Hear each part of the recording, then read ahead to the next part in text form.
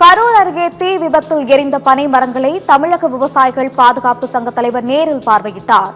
கிருஷ்ணராயபுரம் அருகே லாலாபேட்டையில் காவிரி கரையோரம் கடந்த 2 நாட்களுக்கு முன்பு ஏற்பட்ட தீ விபத்தில் கரையோரம் நடப்பட்டிருந்த 200க்கும் மேற்பட்ட பனை மரங்கள் தீயில் எரிந்து நாசமாகின. இதுகுறித்து தகவல் அறிந்த தமிழ்நாடு விவசாயிகள் பாதுகாப்பு சங்க தலைவர் ஈசன் முருகசாமி நேரில் பார்வையிட்டார். இது தொடர்பாக மாவட்ட நிர்வாகம் உரிய நடவடிக்கை எடுக்க வேண்டும், பனை மரங்களை பாதுகாத்திடவும் தவறு செய்தவர்கள் மீது நடவடிக்கை எடுக்க வேண்டும் எனவும் கோரிக்கை விடுத்துள்ளார்.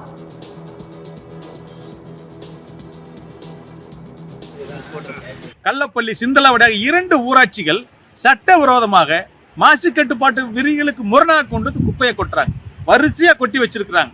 அந்த குப்பையில சில சமூக விரோதிகள் பத்த வச்ச தீயில பாத்தீங்கன்னா கடந்த 3 நாளைக்கு முன்னாடி 200க்கும் மேற்பட்ட பனை மரங்கள் எரிந்து காய்ந்து இன்னைக்கு கரிக்கட்டையாக நின்று கொண்டிருக்கிறது.